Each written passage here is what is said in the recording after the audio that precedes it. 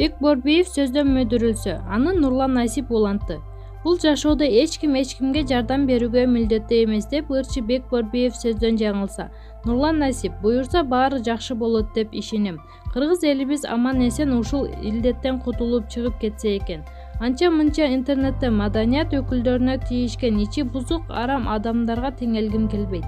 Кандай үйдө жашайбыз, кандай машина айдайбыз, чачыбызды кырабызбы, ал ар кимдин өзүнүн иши жана мээнети, эмгеги. Жаратканыбыз ар бирибизге маңдайга эмнени жазса, ошону көрүп Кудайга шүгүр кылып жашайлы деп жазган.